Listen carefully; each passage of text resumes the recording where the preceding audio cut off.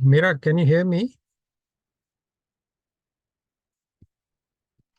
Ajitbhai, I can hear you. Yeah. Okay. There's the sound had gone earlier. Is the system okay? Yeah, I can hear you fine now. Yeah. No, previously the sound, Yeah. music had gone off, but so I couldn't hear it. Yeah, same from my side. Okay, fine. All right. Welcome everybody. Let's start class. Thank you very much. We'll start with the prayers, and then we'll dig right into the first life of Bhagwan Parshvanath as it is described. Again, my apologies, I don't have slides, but don't worry, I'll be preparing all of them and we'll be sharing them. I'm looking for some images. There are many, but I'm looking for some in a downloadable format, but we'll get there, don't worry. As usual, if there are any questions, don't hesitate to ask. And I don't mind even if you ask interrupting the class in the middle. That's sometimes the best way of learning. So let's start.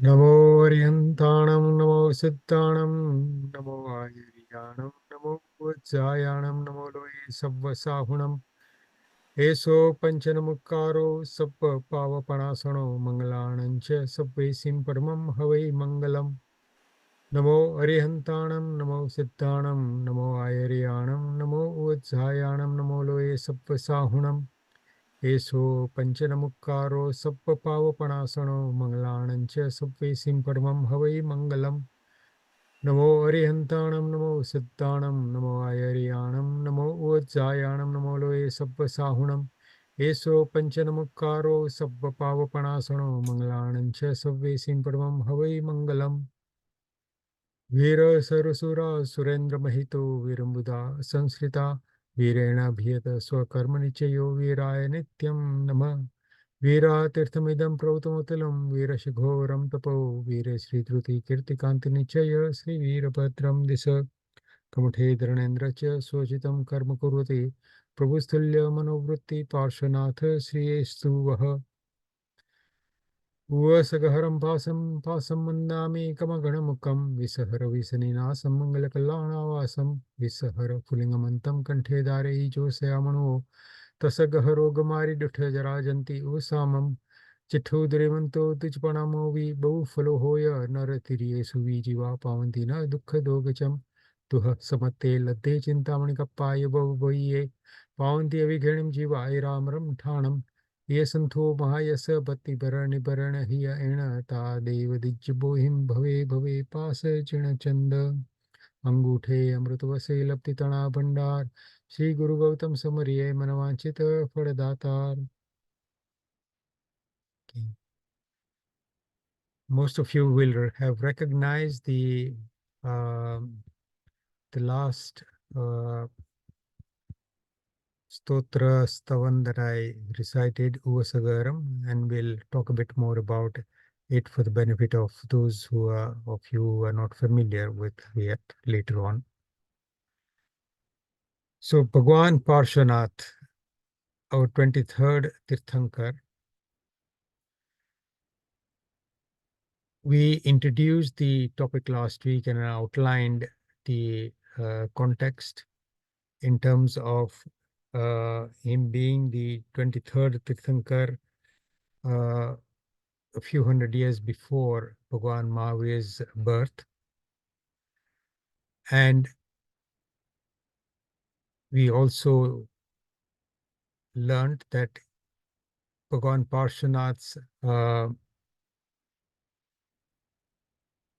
fame in many ways in terms of how people remember the number of temples that are dedicated to him, as Jainism reminded us, almost all the Jain temples around me are likely to have a murti of Bhagwan Parshvanath, even if it is not the main murti.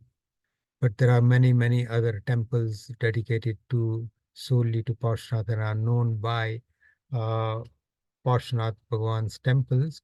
There are 108 famous ones, which are big places of pilgrimage. And somebody asked the question about the number 108. They just represent the importance of the different temples. It's all dedicated to just one Bhagwan Parshvanath.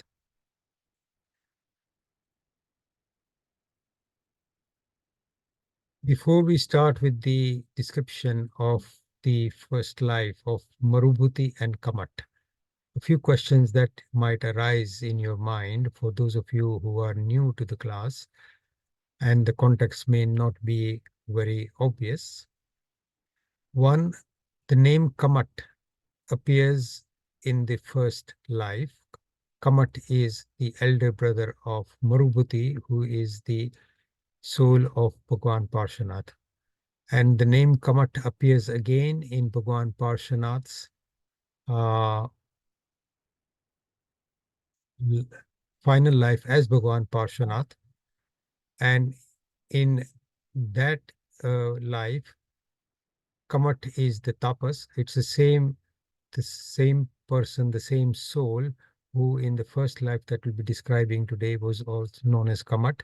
And in the last life in association with Bhagwan Parshvanath, he is also known as Kumuth, who then once his lifespan finishes, he becomes a particularly difficult Dev who comes around and disturbs Bhagwan Parshvanath during his penance. And we will recite or we will learn about that story later on. Why do we start with one particular life? As we have all learned, the question that may arise in those of you who are not very familiar is that, does that mean that Parshvanath Bhagwan's and Kamath's soul came into being from the life that we are describing? The obvious answer is no, because the soul is eternal. It has always been and it will always be. But the lives before a level of attaining the attainment of a level of spiritual enlightenment are not really counted, even for Tirthankar Paramatmas. There may be reference to some of them if there are some relevant and important lessons to learn from those lives.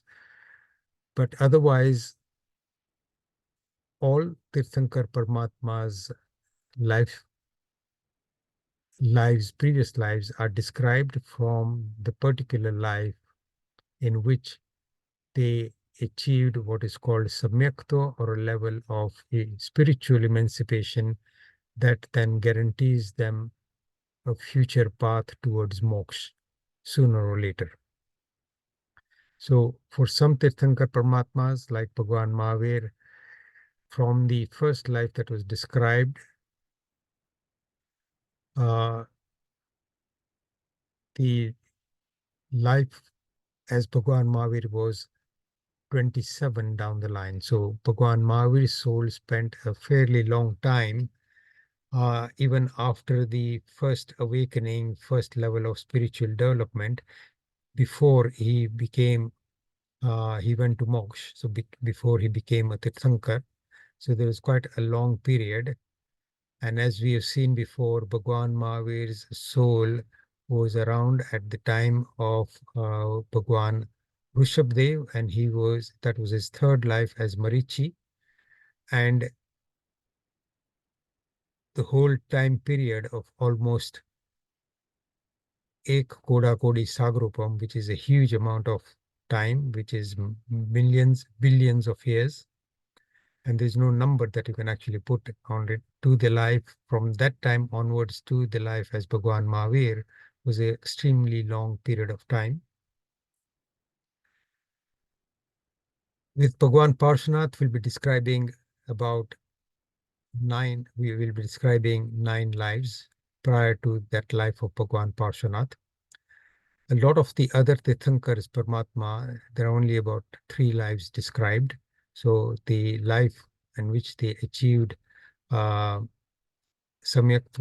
they did enough sadhana to actually form the Tirthankar Nam Karma, and the subsequent life in Devlok, and the third life as a Tirthankar Paramatma. That is for the usual life story of a lot of the Tirthankars. We will hear more about if we do other Tirthankar Paramatmas, and we could hear about their other lives during Paryushan when we recite the Kalpasutra. So Bhagwan Rishabdev, Bhagwan Nemnath, Bhagwan Santinath, and Mahavir Bhagwan and Parshvanath Bhagwan, those 5 Tirthankar Paramatmas usually had a longer history behind them.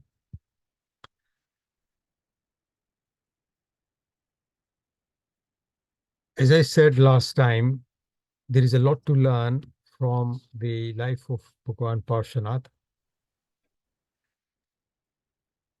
There is a lot to discuss in the first 2 lives. So we'll be spending more time with those 2 lives. Mira was asking me before the class whether we'll spend one whole lesson with every life.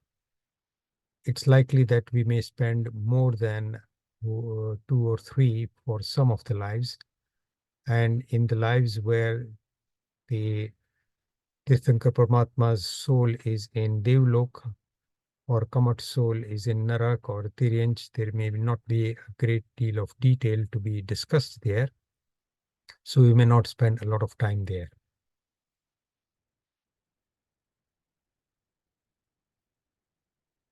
The reference source for the material is Trisasti Shalaka Purush Charitra. Most of the time, I am maybe quoting certain things from the Kalpsutra Katha Sar by Sunanda Ben Vora that I mentioned last week. The Vyakhyans on Kalpsutra also have some detail of Bhagwan Parshvanath's life. I may be using that.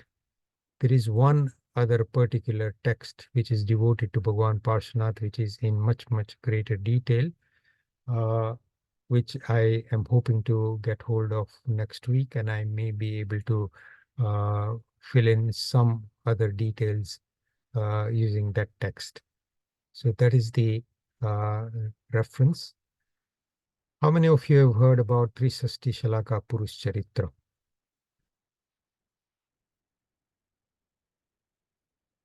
Okay, Sheila Ben, Bharatbhai. Anybody else? Bijal? Okay. Bijal, you had a question, or was it in response to mine? Vivek Haria tells me he hasn't heard of it. Okay. Okay. So let me say a bit more about this particular text. There is an English translation of it available in about 3 volumes. Sasti Shalaka Purush Charitra is a tome. It is basically the Gujarati version of it is a 4-volume text which is describing the 63. Sasti is a reference to the number 63 great beings. That includes the 24 Tirthankars, all the Chakravartis in this time cycle that we are currently in, all the 24 Tirthankars, all the Chakravartis, all the Baldevs, all the Vasudevs, and all the Prativasudevs. So all these characters are described in that in a sequential order from the time in which they existed, and their details are then recited. It's a beautiful book. In slightly difficult, the Gujarati translation, many of us may struggle with it.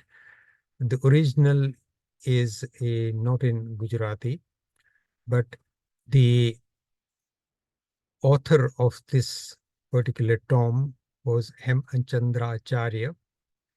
He was known as Kalikal Sarvagna, though he wasn't a Keval Gnani. Kalikal means in the 5th ara, when Keval Gnan doesn't exist, his knowledge was so great that he was known as Kalikal Sarvagna, meaning in this time he was somebody who had more knowledge than anybody around at the time and probably subsequently since then. There are more knowledgeable people before him, but he was probably the greatest scholar before from the time that we are talking about. He was the mentor of which king?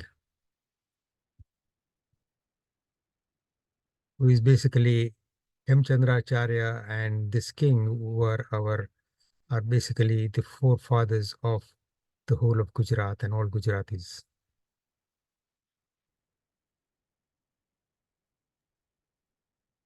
You heard of Kumar Pal, Raja Kumar Pal? So Kumar Pal was the king probably about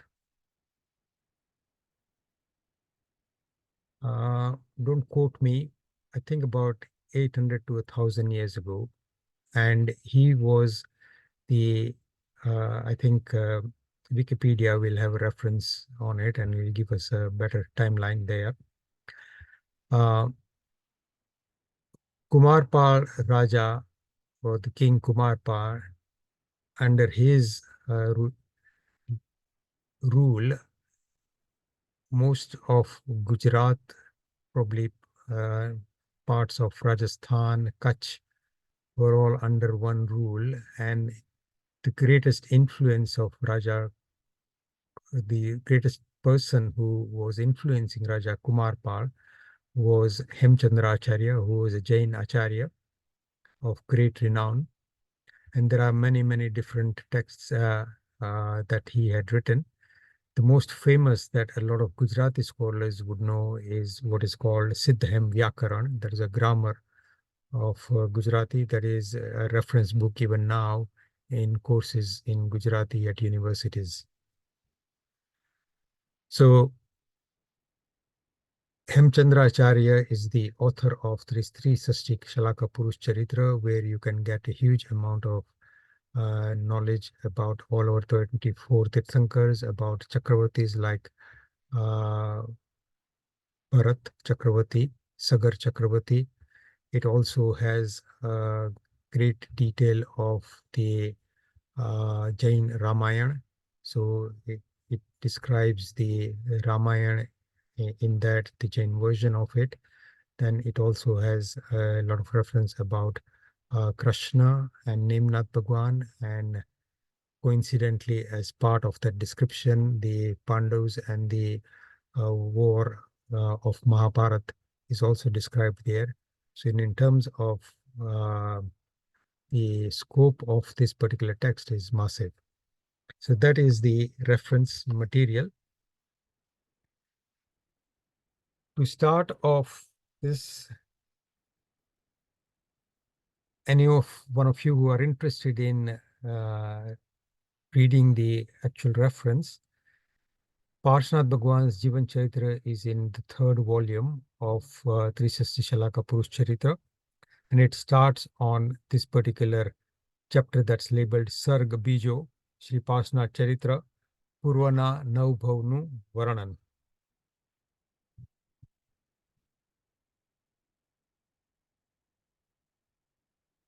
It starts with paying respects and bowing down to Parshvanath Bhagwan, and he's starting off that chapter with this. Sarva Vishwana Upkarne Mate Have Shri Parshvanath Prabhunu Ati Pavitra Charitra Kevama Avse. So he starts off with those words. In this Bharat where we are, so that the land that we are living in currently is called Bharat according to Indian texts. And this is accepted with all Hindu, Buddha and Jain texts. Bharat we say there was a big town, a city-state called Potanpur.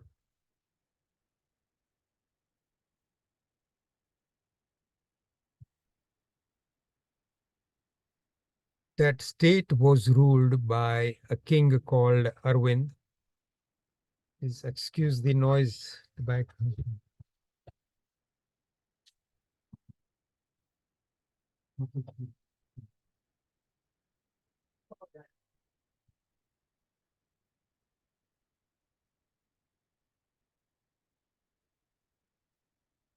My apologies, my granddaughter is misbehaving a bit. Okay. So this city-state called Potanpur was governed by a king called Arvind.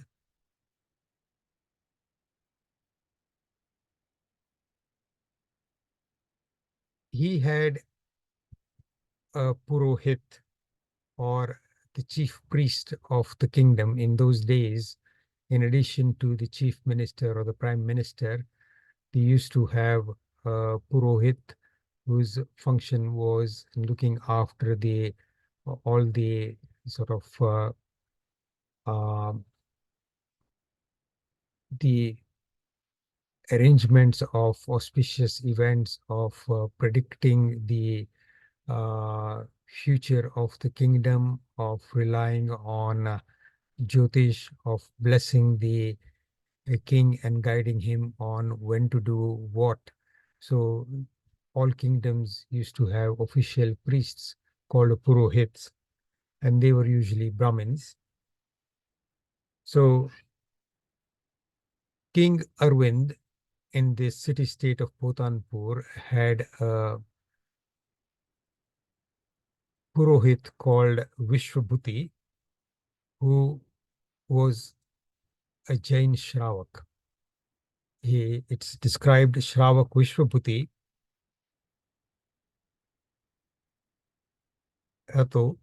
and his wife was called Anudara. Anudara gave birth to two children, two boys. The older one was called Kumuth, and the younger one was called Marubhuti.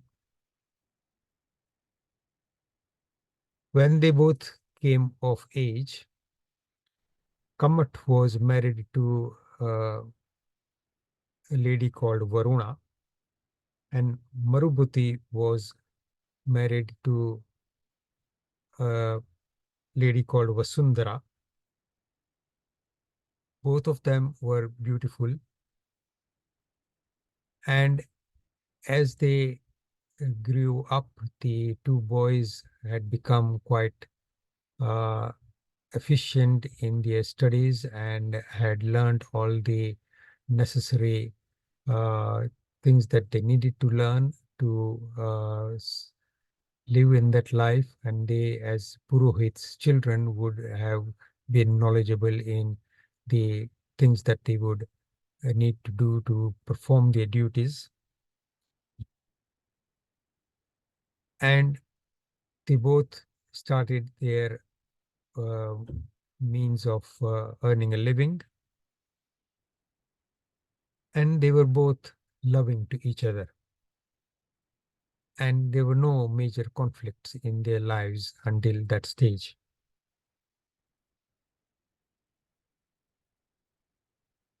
When their father, Vishwabhuti, became a bit older,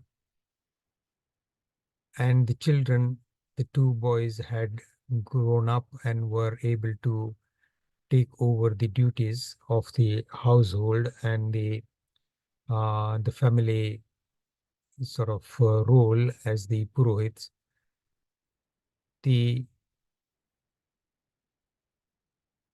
Vishwabhuti, their father, decided to give up his, uh,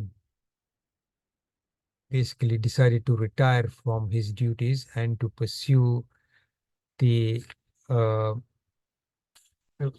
religious activities, and concentrated more on that.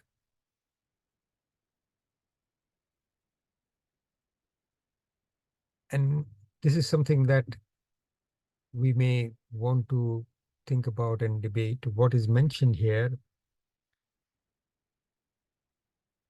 બે વૃષભ પર રથનો ભાર મૂકે તેમ તેમની ઉપર ગુરુ ભાર મૂકીને વિશ્વભૂતિ પુરોહિતે ગુરુની પાસે અનશન અંગીકાર કર્યો. So what he decided is that my life has come to a stage where I don't want to carry on living for too long, and I will end my life by fasting unto death. And this was part of a very structured, well thought through process by which he decided to end his life. And it was a process where he thought that I have done everything in my sansaric life that I needed to do. Now I need to uh, do everything that I can to uplift my soul. And this process of taking unsun, meaning to fast unto death, was a process that he chose. And that is not criticized anywhere, because that was something that people did, and it was accepted by the family members. And this particular book says that he actually took Ansan. I think Sunana Benvora's book says something different, and we may find a slightly different description in another book. And since he had taken that vow, he passed the days while he was fasting in great equanimity, thinking about Naukar mantra and reciting that. And when he died, his soul went to Saudharma Devlok. So he had acquired enough punya to, in his next life, become a Dev in quite a high Devlok. His wife, Anudara, was quite upset with the death of her husband, and in her sadness, she concentrated on religious activities and a lot of fasting, and soon she too died. Now the household's responsibilities fell on the two boys, Kamat, the older one, and Marubhuti. They finished the last rites of their parents, and as part of the way they had been brought up, they were both in a Jain family. They were both Shravaks, and it's mentioned here that they went to listen to a Muni called Harishchandra, and following the sermon that was delivered, they both let go of their grief and carried on with their life.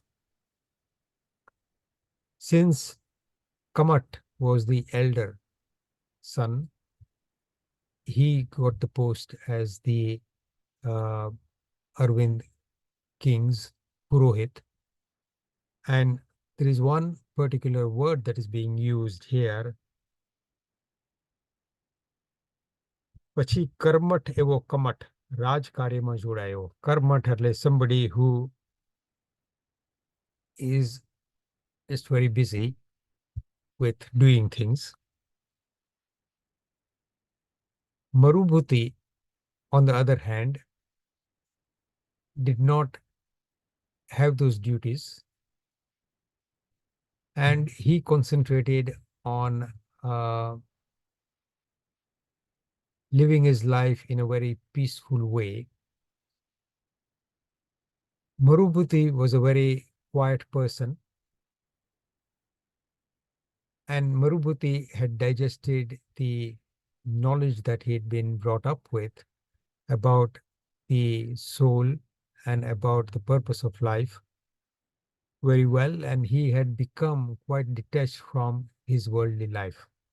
So the words that I use here is Nanobhai Marubhuti Sansani Asartane Janine Sanyasi Jem Bhojanthi Vimukthai Tem Vishaythi Vimuktayo.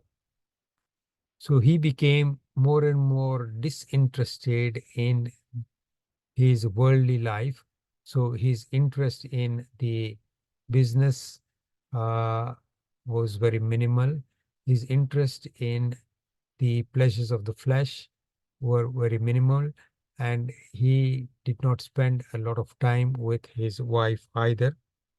And most of his time was spent in Swadhyay and Paushad, meaning religious activities, Swadhyay, Paushad, Samaik, and he spent a lot of time there. And reference is made here that he started living in the Pausad Shara,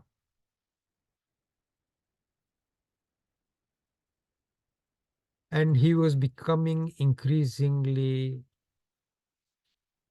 detached from life, and he began to think that when can I become a Muni, when can I leave this life and become a sadhu.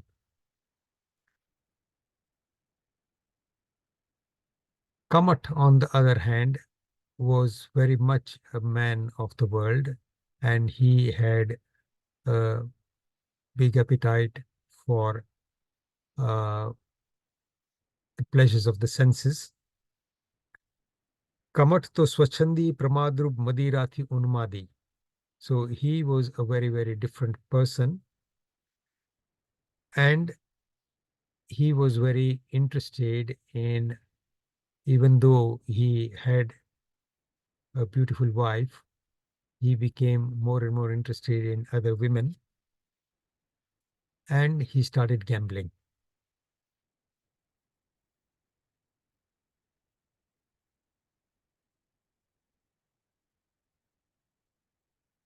Marubhuti's wife, Vasundhara, was very pretty,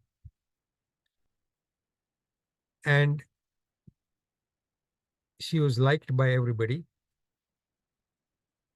But because Marubhuti took very little interest in her, she was obviously feeling the difficulty of living with a husband who was not very much interested in worldly life. And one thing is mentioned here is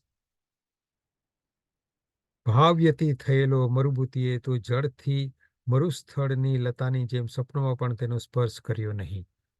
So Marubhuti was so detached that they had very little intimate relationships with each other. So Marubhuti and Vasundhara.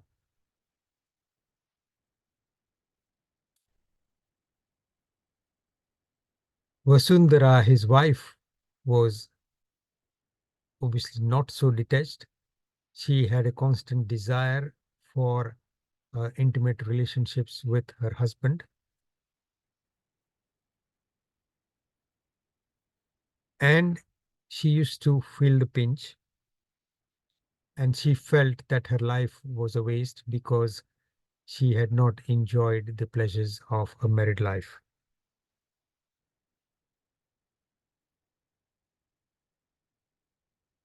In this void, Marubhuti's elder brother, Kamath,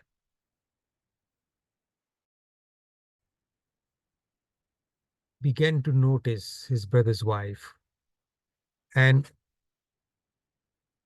constantly started pursuing her and calling her. And when once he found her alone, he went and said, "Why are you wasting your time with my younger brother? He is important,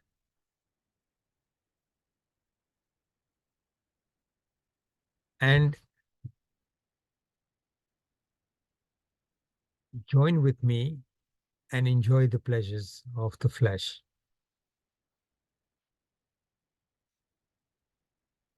Vasundhara was obviously very frightened of this, and then she told him so and dissuaded him from his approaches. But Kamath carried on trying to seduce her. Vasundhara thought that this is going to be very difficult.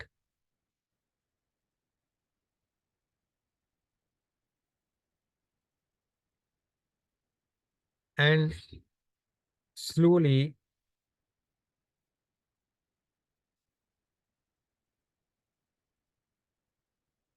he succeeded in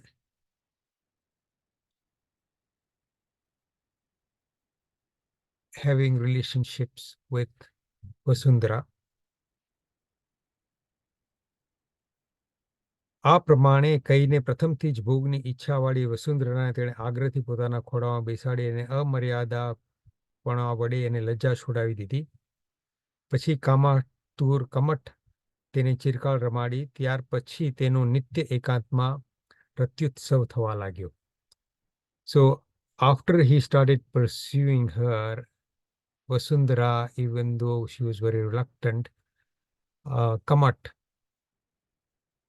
basically seduced her, and then subsequently, over a period of time, they carried on meeting in secret and having a relationship.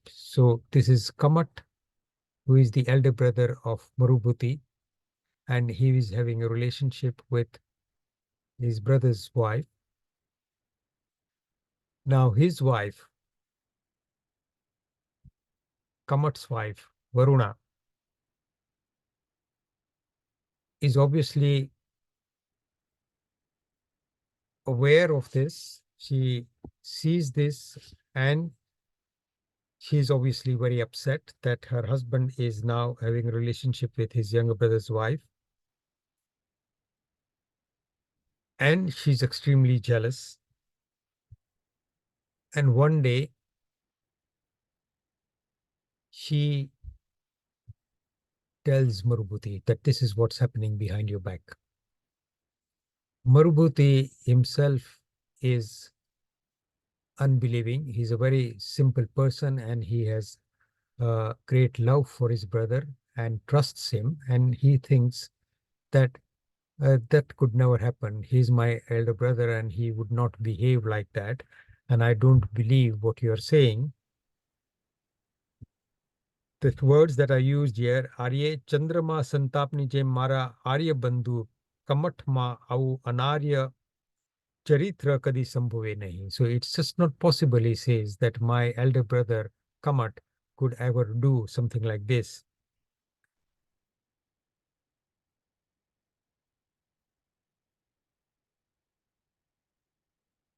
And he discards that notion and forgets about it, and he's not actually thinking about it. He's not blaming Varuna, his elder brother's wife, either, and he forgets about it. But every time Varuna sees Kamat and Vasundhara together, she goes and tells Marubhuti that this is happening, this is happening, this is happening. Until one day, Marubhuti decides that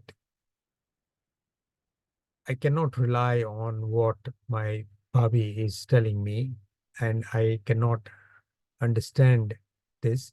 The only way to find out the truth is to see it for myself.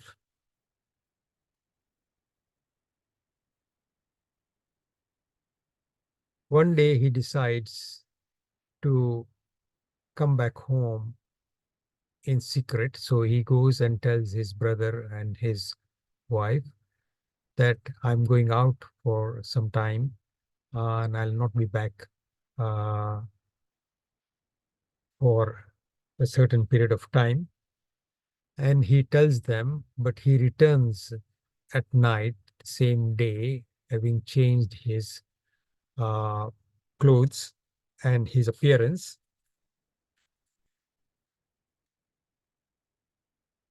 And he knocks on the door and says that, can I find some space to sleep tonight here? He acts as if he's a traveler, and he's looking for some space to spend the night in this household. He says, it's quite late now, and I'm looking for a place to sleep.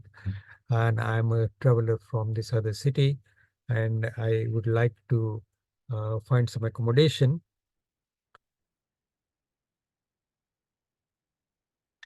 ભદ્ર હું દૂરથી ચાલ્યો આવતો પ્રવાસી છું, માટે મને આજની રાત્રિ રહેવાના માટે આશ્રય આપો. Kamat does not recognize him, obviously, and without worrying about it, he gives him some space outside his house, probably a veranda or something like that. And Marubhuti pretends to sleep in that area. Now, on this particular night, since Marubhuti isn't at home at all, Kumuth and Marubhuti's wife have got the freedom, and they are intimate on that night, and Marubhuti views this and then recognizes that what his bhavi was telling him was true. Marubhuti is obviously very upset, but because he didn't want to make a scene, he doesn't say anything at that time and comes back the next day, and he decides to go and talk with the ruler, the King Arvind, who was a family friend, and goes and tells him that this is what's happening between my brother and my wife. The king is obviously very upset that his Purohit's son, and his Purohit now, is actually behaving in such a way, then it's obviously a very bad example, and says that that person is not fit to live in my kingdom. But because he is the son of a Brahmin, and because he is a Purohit, I cannot actually kill him. So he says to his men that sit him on a donkey and take him round the city so that people know what he has done, announcing what he has done, so that his particular heinous act of sleeping with his brother's wife is broadcast everywhere. Kamma firine bahar kadimko, and then take him outside the city gates, and so he's basically banished. His men, having heard this uh, instruction, go to Kumuth's house, arrests him, and did what the king had commanded. They color him with all kinds of different colors, put him on a donkey, and they take him round the city with all kinds of musical instruments, but in such a way that it's basically a severe insult to Kumuth. And they take him outside the city gates. Kumuth then is very much upset and loses all interest in his life and goes and finds a guru. It says here, Nirvet Pamine Shiv Tapasni Pase Jai Tapasvi Thayo. So he becomes a detached tapas. It's not a monk. Their vows are different. So it's like some of the tapases that we see with in the Kumbh Mela these days, the orange robed sadhus who roam around. They have very different rules. So he becomes such a person, and he starts doing a lot of penance and lives there. Marubhuti, on reflecting on what he has done, becomes quite sad and emotional, and he begins to think that it was wrong of him to go to the king to pronounce and to complain about his brother and disclose what his brother had done to the king. And he feels that he had himself done a very wrongful act by talking about his brother to the king directly, without confronting him, without approaching him, and without doing anything. And he feels extremely sad and unhappy that his brother had left the household, and has gone away to the forest. He thinks that he should go and apologize to his brother and bring him back. Now, Marubhuti was that kind of a person. He was all forgiving, and he was a very calm, sedate person, and he decides to do that. He goes to the king and seeks advice from him, and there is a reference to which says that the king actually advises him not to do that, and he says that you shouldn't do that because that's not likely to have any good outcome, and please do not go. But Marubhuti feels very guilty about the fact that his brother had to leave the household and is now living in the jungle. So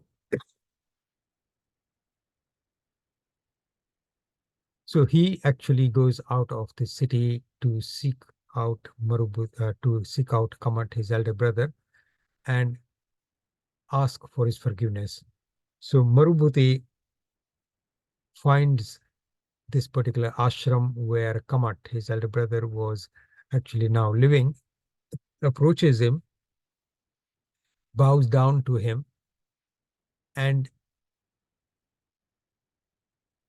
asks his forgiveness. I'm really sorry that I actually complained about your behavior to the king, and this is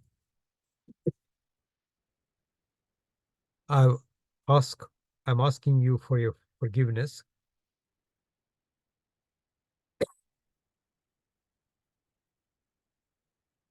Kumuth is extremely angry and upset. He doesn't listen to what his Marubhuti is saying. He doesn't look at the fact about that he is not even talking about his heinous act with uh, his brother's wife, that is Marubhuti's wife, and he's just asking for his forgiveness. And he becomes extremely angry because he sees his current state as having been banished from the kingdom, having been banished from his household, and now living as a tapas in the jungle. He sees Marubhuti, his younger brother, as the sole person responsible for all that, and he's extremely angry, and in a fit of hatred and anger, he picks up a heavy stone and he hits him, Marubhuti, with that stone. He throws it at him.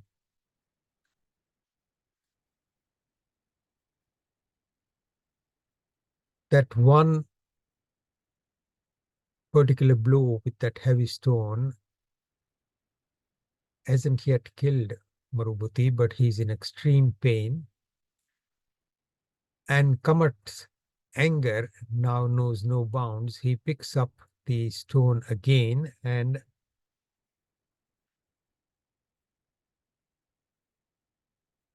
the words that are used here, ક્રોધથી એક શિલા ઉપાડીને મરુભૂતિના મસ્તક પર નાખી. તેના પ્રહારથી પીડિત થયેલા મરુભૂતિના ઉપર પાછી ફરીવાર ઉપાડીને પોતાના આત્માને નિર્ભયપણે નરકમાં નાખે એમ એણે શિલા નાખી.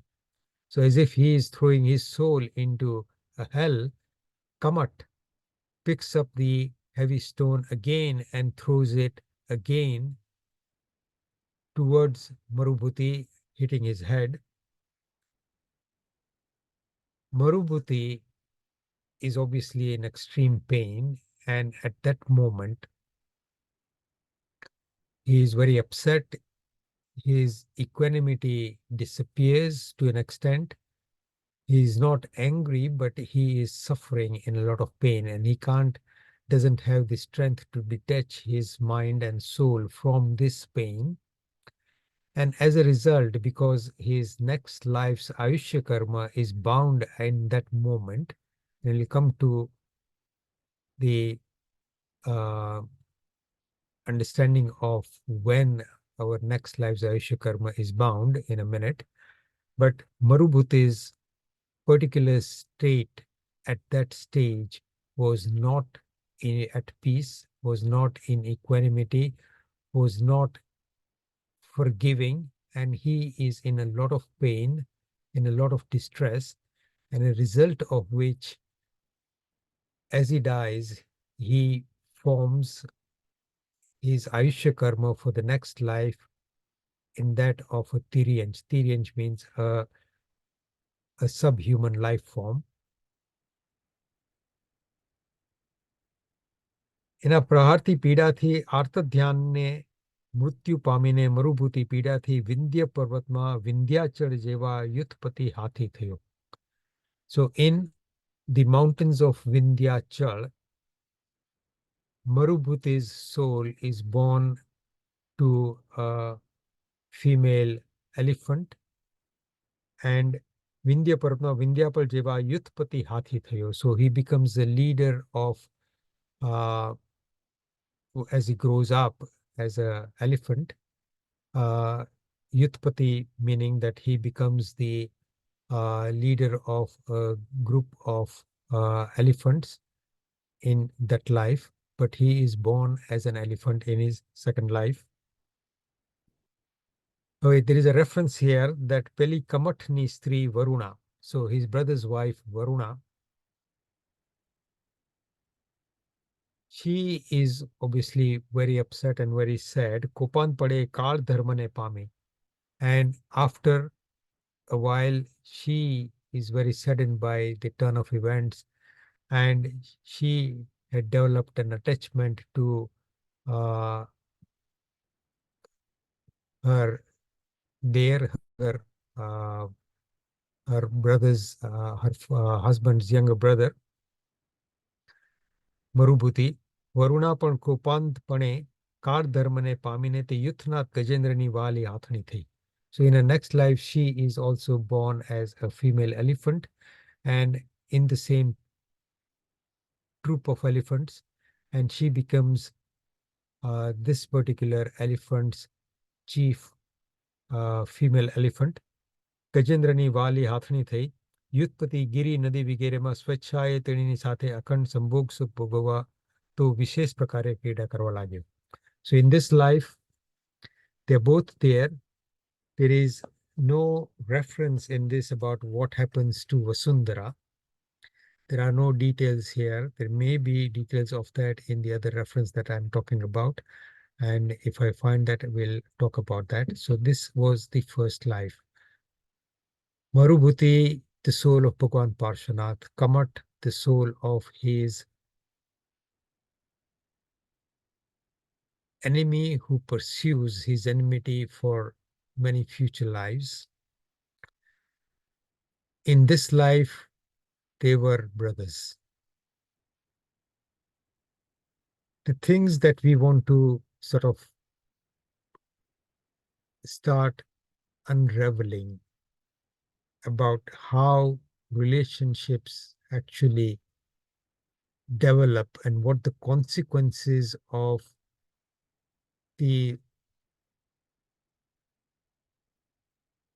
conflicts that arise in our day-to-day life, and the biggest conflicts are within our immediate family members.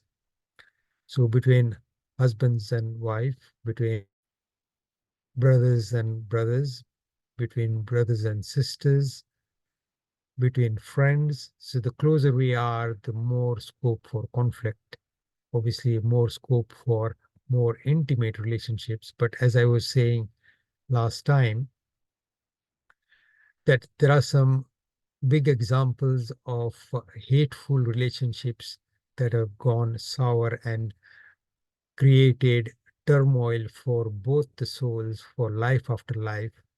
And this particular story is an example of an adverse outcome, at least for Kumuth. For the great soul of Bhagwan Parshvanath, Marubhuti, the subsequent lives are all in ascendancy, but for Kumuth, he wastes every life in his constant nurture of his hatred for his younger brother that started in this life. He forgets about what particular sinful act that he had committed that led him to the state that he was in. He blames his brother, and he goes as far as killing him, and not being satisfied with having thrown the stone on his head once, he picks it up again and throws it at him again. So his anger has really erupted, and he is forming the basis of that hatred pursuing him from life after life. And next week, we will see what happens in their next life. So we've heard now that Marubhuti soul, that is Bhagwan Parshvanath's soul, is born as an elephant in this Vindhyachal mountain. We also heard that his next life was not in Devlok, was not as a human being, but it was as a five-sensed animal. So be it was a noble animal, an elephant, but he does not know who he is from about his previous life. And Kumuth's wife, Varuna, is also born in the same troop of elephants as a Hathni. So the two of them are there together. What happens to the soul of Kumuth? We will learn about that next week. But just a quick word about when and how do we form the karma that decides what life we are going to have following this particular life. Just to remind everybody, when we were doing Now Tattva, we talked about karma. As most of you probably know, there are 8 different kinds of karmas. Our Shastra says that we are constantly binding 7 out of these 8 karmas. The 8th karma, called Ayushya karma, is only bound once in a lifetime. And once that karma is bound, that doesn't change. Normally, it is said that when 2/3 of our life is gone, we bind that karma in at the end of, or when 2/3 of our life is gone, the remaining 1/3 is left. At that moment, we bind the karma for our next life. It doesn't always happen. It says that if it doesn't happen at that moment, then in the remaining 1/3, when 2/3 of that remaining 1/3 is gone, then you may bind your Ayushya for your next life at that time, and so on. But it may not happen any time during our lifetime, but only at the moment of death. So that is why it is important that we have a nice and a peaceful death, and we have a equanimous state of mind at that time. What is mentioned here is that because Marubhuti was very distressed in the last moments of his life, he bound a karma for his next life, for his Ayushya karma for his next life was that as a Tiryanj, as an animal, not as a human being or not in Devlok. So he bound his Ayushya for the next life at that last moment. And that is something that we are taught, or all Jains are said, that we want what is called Samadhi Marana, that when we die, we want to be at peace. That is why, and this is something that is accepted by all faiths and all people, that I want to die peacefully at home in a nice surrounding. But the difference is, as Jains, we want to be detached from all the worldly life when that happens. The moment of death, we don't want to be concentrating on all the attachments and all the unfulfilled wishes that we have gone through. What we want to do is give up everything that is there, all our attachments, and be completely free and concentrate on who we are. Because as we learn, the soul is eternal. its onward journey depends on what we have acquired in our current life and what will come with us. So not take any of our wealth, we cannot take our body, we cannot take anything else, but all the karmas that we acquired will obviously come and unfold in that life, the future life, but in other subsequent lives as well. So a karma may not come to fruition in the immediate next life. It may come to fruition after 10, 15, 20, or many more lives after that. But that is how things happen. But the Ayushya karma, obviously, it is only from life after life. For this particular life, many of us may have already bound our Ayushya karma for the next life. And who knows, it may be in hell, it may be as a Tiryanj, it may be as a human being, it may be in Devlok, it may be in any of the four cycles of different types of life. And you could be anywhere. If you're not, we don't know, then we will definitely bind that karma at the moment of our death. So the lesson here is, this is what happened to Marubhuti, how his life as an elephant unfolds in this particular life, and what happens to the other characters in this story. For example, there is a mention of Kumuth's wife Varuna, and she becomes a Hathani as well.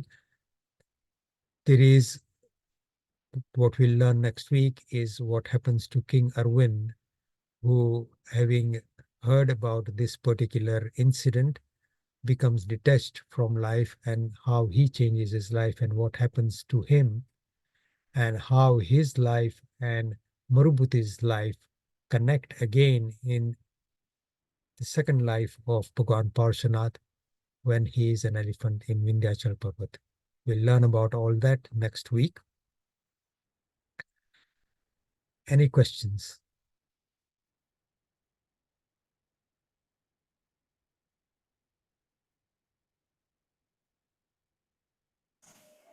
If you have any questions, you can put it in the chat, or you can just raise your hand and ask Ajitbhai.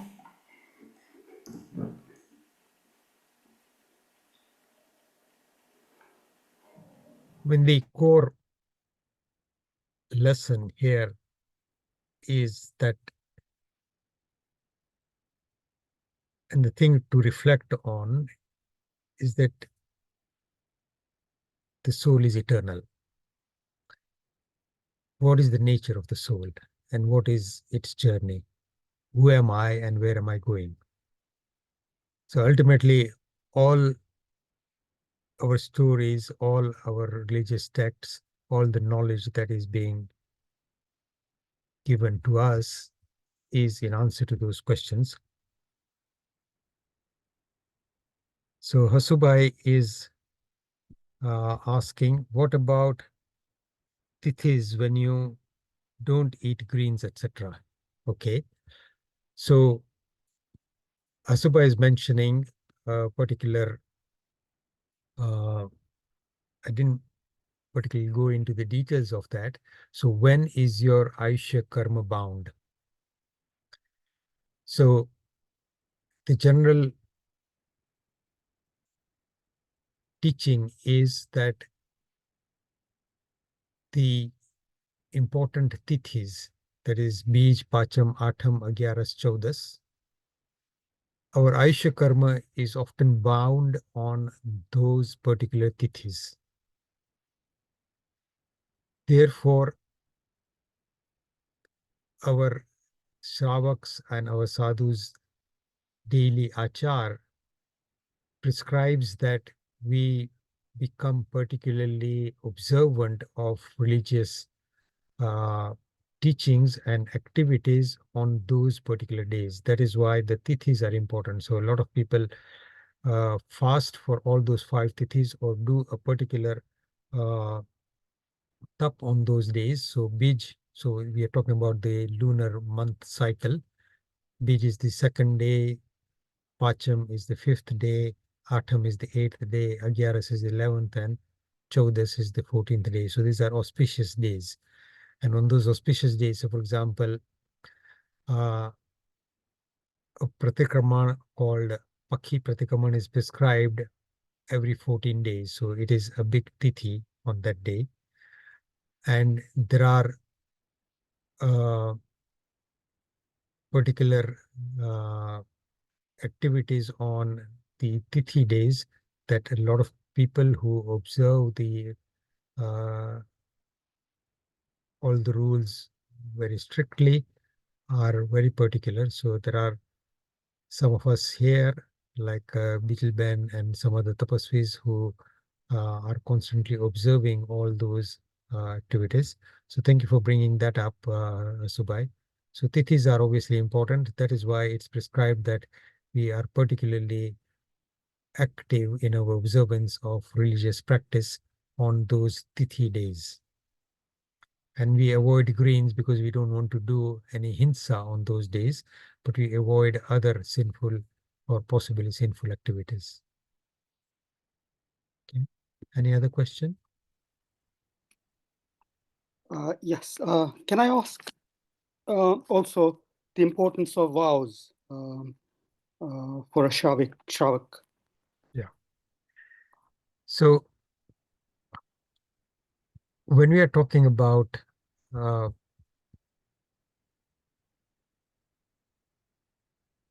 how do we ensure that we are binding our soul within a certain path, meaning we are restricting our activities by taking a commitment or a vow. It says that I will avoid doing this particular activity which our Tirthankar Paramatma's Agna or his edict dictates that these are sinful activities and they harm you in the long run. So a vow is something that one takes, and depending on where one is in terms of observance, a Shravak may take many different kinds of vows. There are 12 particular vows that sort of a Vratdhari Shravak may take. He may take one or two or all of them, and we can talk about the uh, Shravak Vrat at some stage. A Sadhu Bhagwant takes a vow of Panch Mahavrat, of avoiding any kind of sinful activity, and their description of what is a sinful activity is obviously much, much greater than the description of sinful activity for a Shravak. A Shravak cannot take the vows in the same level as a Sadhu Bhagwant. So that's why a Shravak's vows are called Anuvrats. A Sadhu's vows are called Mahavrat. Anu means atomic in comparison to the colossal vows of Sadhu Bhagwant. Vows are a means of getting rid of your accumulated karmas. If we remember what I said during the Now Tattva class was the reasons why we bind karmas. The biggest reason is mithyatva, then there is avirti. Avirti is not having boundaries for your activities. So within narrow confines of good behavior and of good conduct, that is what is called virti. And if we don't bind ourselves with the vows, then we are leaving ourselves open to the influx of karmas from all sides because we have set no boundaries. That is, in brief, what vows are about. What if you, sorry, Yeah, go Ajitbhai, on. what if you follow the things but don't actually take a vow? I mean, although you're following the process, but you're not actually, does that mean that you're not really into following? Not necessarily. So you see, the concept of or the actual process of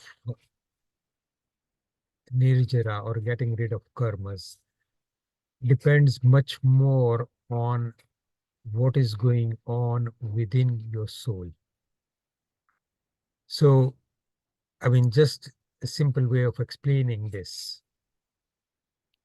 When we talk about, say, some great man achieving Jnana as a householder, who have not necessarily taken any vows, but internally within their soul, their progress in terms of getting rid of their karmas, their progress in terms of internally accepting that virti, even without uttering a vow, they've gone so far that they've got rid of the karmas.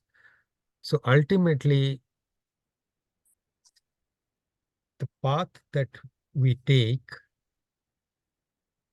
externally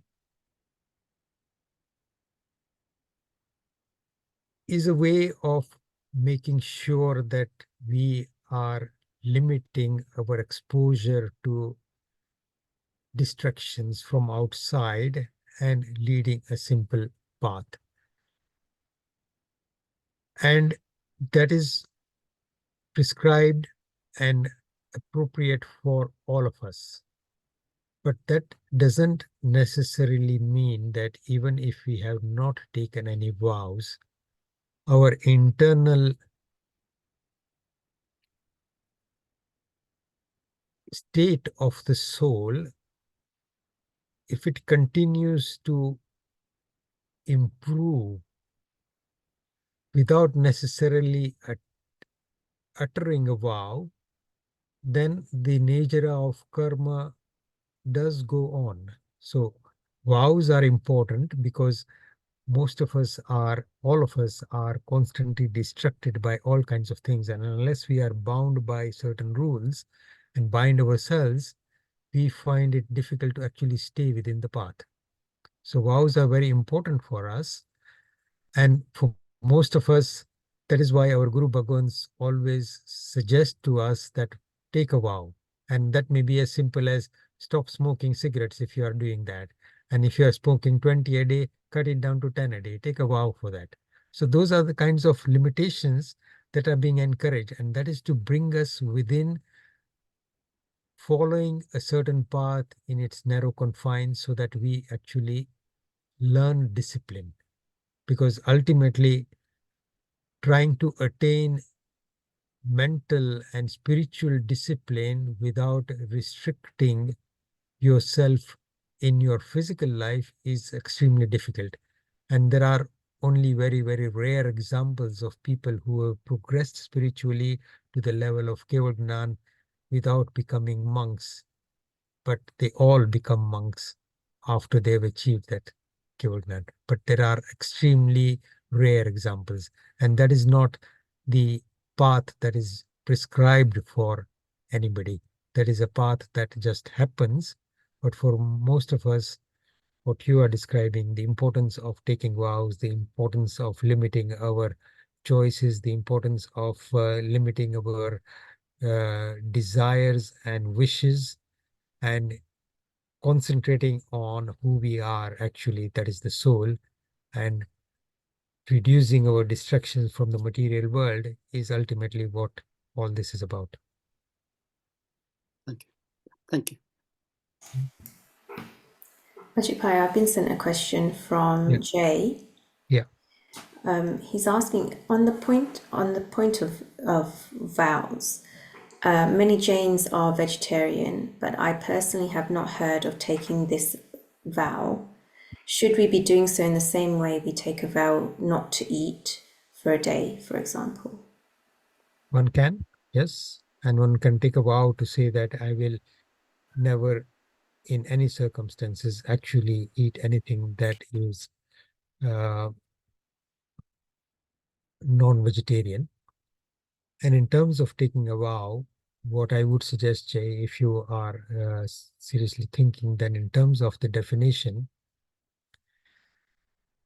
so if you look at the way the vows are given and say, look at the details of uh, the 12 vows of a Jain householder, and we read about the kinds of vows that Bhagwan Mahavir's 10 great Shravaks actually had. So in Trisasti Shalaka Purush Charitra and in the Kalp Sutra, there are descriptions of the great Shravaks during Bhagwan Mahavir's time, like Anand Shravak, and the kinds of vows that they've taken. What I would suggest is that one becomes very clear and defined. So if you are saying that I will not eat anything non-vegetarian, then the way a vow like that would be worded possibly is that I will not eat anything that knowingly that I know is of non-vegetarian origin. Now, with the kind of prepared foods that we are exposed to, there is a risk that certain ready-made foods that we eat may contain non-vegetarian material that we may not know about, depending on how good the labeling is. And even if the labeling is perfect, that may not always be completely honest or completely reliable, depends on the regulations and depends on the company following them. So in terms of not being at risk of breaking a vow, one may say that I will not knowingly eat anything that is non-vegetarian. And you can also say that I'll make all effort to establish whether it is or not. So most of us get used to reading labels, but we don't always know what is on the label when we are in a foreign country, and some countries where labeling is actually very haphazard and there are no regulations about it. So then you are not in the danger of breaking a vow because you've taken a vow with that sort of limitations. So similarly, when we take, say, a vow that I'll not eat after sunset, and say, okay, I'll not eat, but I'll drink some water. So there are rules about that. So I'll not eat, but I need to take some medicines at night. So then we take a pachkan called Tuviyar. So there are provisions about the kinds of vows, and a lot of people also take what is called Dharana Abhigraha Pachkan, meaning you decide any certain things and say, look, Dharana Abhigraha Pachkai or Dharana Abhigraha Pachkami Anandasambhuguram Sasagaranma Tarkanam Sasamadagan Vosirami. Meaning I decide on a certain thing for a certain period of time, I will actually not eat. And if I sit down to eat, I'll recite 3 naukar. So there are different kinds of pachkan, but yes, yeah, answer to your question is one can take a vow to stay vegetarian.